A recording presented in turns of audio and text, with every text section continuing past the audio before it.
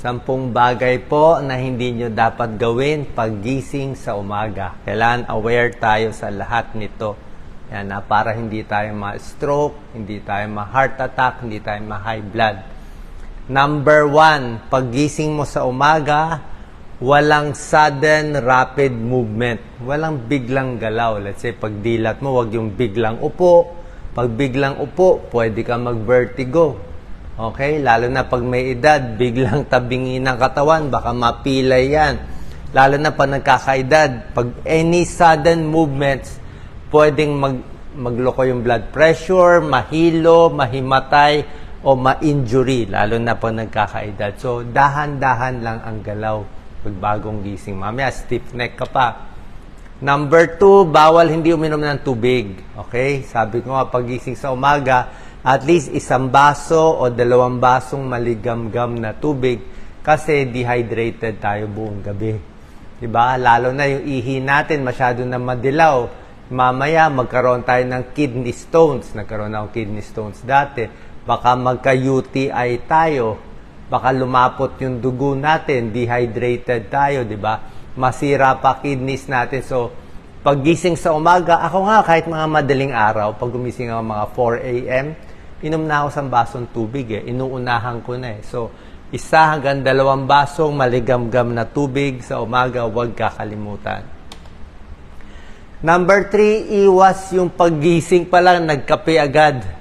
Diba? So, konting relax muna, pwede na muna 1-2 basong tubig. Kasi paggising natin sa umaga, usually tumataas ang blood pressure. Mas naka-high blood tayo sa umaga. Bakit? Kasi ang dami mo iniisip, dami mong gagawin, nakapahinga ka, bagong tayo ka lang, di ba? Usually tumataas ang blood pressure. May tinatawag po tayong morning high blood pressure. So, mataas na BP mo, uminom ka pa ng kape, may caffeine, lalong tataas ang blood pressure mo. Lalo ka magpapalpitate, high risk for hypertension and stroke. So, relax muna. Pag magbe-breakfast ka na, tsaka ka magkape. Kailangan may breakfast. Yung iba hindi rin nagbe-breakfast, hindi po maganda. Kasi nga, ayaw mo naman bumagsak ang blood sugar mo. Ayaw mo sobra taas, sobra baba. Diba? Magugulo yung energy mo. Tsaka pag wala kang breakfast, papasok ka sa trabaho, hindi ka makakatrabaho. Papasok ka sa school, hindi ka makakaaral. Gugutumin ka. Tapos mamaya, ayan, pagdating ng tanghali, 1:00, kakain ka ng marami, overeating. Poor dietary choices. Paano gutom na gutom ka Mas tumataba, mas may diabetes kasi nagloloko blood sugar. Number 5, ito yung problema natin. Ako nga, takot ako magbukas ng cellphone sa umaga. Siyempre, bagong gising ka pa lang, alam nyo sa mga meditation. Sa meditation, yan ang mga tinuturo. Ang pinakamahalaga daw, yung 30 minutes bago tayo matulog, dapat puro good thoughts at positive thoughts lang pumapasok sa utak natin para hindi tayo bangungutin. Paggising sa umaga, yung unang 30 minutes, paggising pinakamahalaga. So, dapat mga positive lang, Bible lang, Christian music lang, kung ano man yung religious music nyo. Puro positibo lang, pagdarasal lang paggising sa umaga. Pag chinek mo yung phone mo, mamaya may kaaway ka, may utos ang boss mo, may gulo, may away. So, stress ka na. Mako-chronic stress ka, maaga pa. Kasi nag-check ka agad ng mga bad news Number 6, iwas din sa sobrang sugar sa umaga. Ayaw mo rin naman ng unhealthy breakfast, diba? Sugar high yan Diba? Ano ba magandang breakfast? Itlog, pwede. Itlog, konting kanin, konting isda, diba? Kung ano mang gusto nyo, pwedeng tuna, tinapay, kahit konting pandesal. So, mas healthy. Pero itlog pwede. Saging, prutas, pwede rin yan. Saging, mansanas, kasama yan. Healthy breakfast. Oatmeal, pwede rin healthy breakfast. Number 7, ito ang problema. Siyempre, yung pag nagkakaedad, may maintenance ka na sa umaga, tanghali, gabi, bago matulog. So, wag na wag kakalimutan yung maintenance nyo sa umaga. Actually, wag nyo kakalimutan yung maintenance nyo nung gabi bago kayo matulog. Kaya nga ang payo ko, yung gamot sa high blood, usually maganda rin siya sa gabi iniinom. So, pag ininom mo yung gamot mo sa high blood sa gabi, protected ka na sa umaga. Kasi na-high blood tayo mga 6 a.m., 7 a.m. Paano kung na-high blood ka na 6 ng umaga, 7 ng umaga, tapos iinom ka ng gamot alas 8 pa. So, ma-high blood ka na, hindi ka protected. Diba? So, do not skip medicines for high blood, diabetes, kasi pwede ma-stroke. Lalo na pa nagkakaedad. Hot shower agad. Siyempre, wag naman yung bagong gising. Mahirap naman yung bagong gising. Naalimpungatan ka pa, mag-shower ka agad, di ba? Dapat pahinga muna, relax muna, stretch muna. Kasi kung mainit din masyado, maganda hot shower, pero nagdadilate ang blood vessels natin. So, nagloloko din yung blood pressure. Baka mahilo kayo kung bagong gising. So, wag agad-agad. Number 9, huwag kakalimutan mag-stretch, mag-light exercise. Dapat tuloy-tuloy lang yan. Oo, kasi pag hindi tayo nag-stretch, nagtrabaho na agad tayo or umupo na tayo agad, medyo sasakit ang katawan natin eh. Kasi nga, may tinatawag na morning, di ba kanina, morning high blood.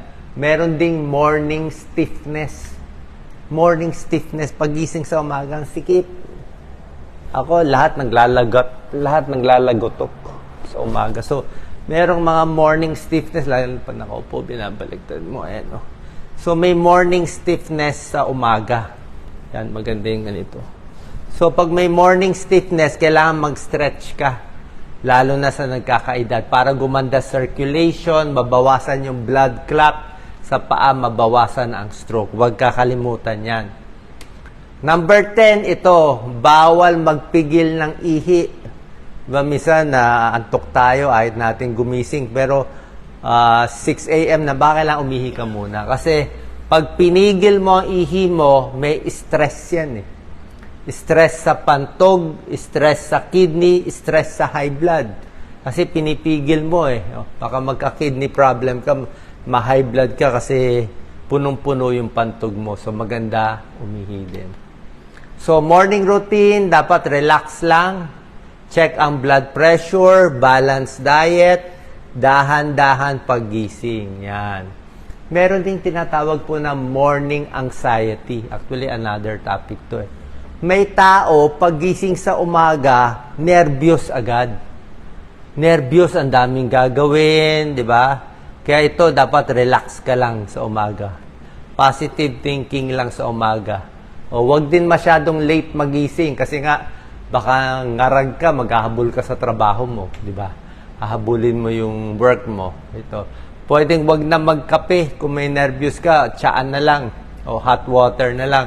Wag agad-agad titingnan ang cellphone pag gising, di ba? Ulitin ko lang, kanina yung mga bawal, ngayon yung mga gagawin. Tulad na sinabi ko, paggising, slowly. Yan, para hindi sumakit ang likod. Slowly. Same time para ma-warm up yung same time tulog, same time gising para ma-warm up. Maganda nga tahimik. Inom ng tubig tulad na sinabi ko, 1 to 2 glass. Stretching sa umaga, katulad yan, no? Di ba? Get your body moving. Yan, stretching kahit anong edad. Walang jerky movements, dapat naka-rubber shoes, suwabe lang. Yan, no? Para hindi ka maaksidente. Slowly. Healthy breakfast. Ayan, gulay. Oh, see? Okay lang, may juice o may kape. At least healthy kinakain niya. Ayan, oh. Eggs, oatmeal, yogurt, fresh fruits, vitamins, protein, and energy. Yung gamot, huwag kakalimutan. Patulong kay Mrs. o kay Mr. Dapat organize, di ba? Huwag magagalit sa umaga. Umaga pa lang, wag mainit ang ulo, ha? Kasi mas mainit ang ulo, mas puyat, mas stress, mas na-high blood yan, no? Na-high blood siya. Na-high blood. Mong masyadong emotional, yan, relax lang. Iwas din sobrang init, ha? Pag matutulog ka, parang ito, dami niya electric fan, no? Yan, no? O kung mainit sa labas, wag na maglakad sa labas, so ingat. So, piliin ang pinakamatahimik at malamig na kwarto. Iwas aksidente sa umaga. Yan ang problema. Pag tumatanda nga tayo, ako nga, lagi na kami may night light. Yung ilaw na kinakabit. Dapat may konting ilaw sa gabi. Kasi pag gumising ka, pag tumatanda, mas malabo na yung mata. Ha? Mas hindi na tayo nakakita sa dilim. Kaya baka matumba tayo, makatapak tayo, madulas tayo. No? Kailangan may hawakan. No? Ito, delikado to. No? Baka mahulog siya. Avoid accident sa bahay. Okay, titingin. Mamaya yung silya mo gumalaw, matumba ka. Kasi isang bagsak lang, hip fracture na balian tayo, mahirap makarecover. Sa umaga, pag dudumi, dapat malambot ang dumi. Kain ng maraming prutas at gulay, papaya, pakwan, peras, grapes. Kailangan para makadumi. Kasi pag matigas ang dumi, constipation, umiire, pwede ma-heart attack. Kaya dapat yan. Every morning. Magdarasal, relax lang, huwag magagalit sa ibang tao, tumulong lang, kasi ang stress nakakasira din ng katawan. Nakaka-high blood siya. Walking, best exercise, light weights. So, ang liit lang ng mga light weights. Kahit 3 pounds lang. Fresh air, lift your mood. Masaya lang. Sa umaga, pwede mo na ilista yung gagawin mo. Gabi pa lang bago ka matulog, i-ready mo na, lista mo na. Para hindi ka maguluhan Write it. Para alam mo na ano yung gagawin mo. Pwede reach out to a friend, socializing, important, pampasaya. Kung ano ang mood mo sa umaga. Diba, kinig ka na lang mga magagandang music, mga instrumental lang. Pag good mood ka sa umaga, good mood ka na buong araw. Pinakamalakas ang willpower mo magtrabaho sa umaga. Pag hapon, antok ka na, pagod ka na, wala ka na magagawa. So, sa morning, good mood ka na, doon ka na magde-decide. And syempre, love and appreciate your partner, family, and friends para walang away, walang gulo. So, sana nakakuha po kayo ng idea, mga bawal gawin sa umaga at mga dapat gawin sa umaga. Share po natin sa ating kababayan. God bless.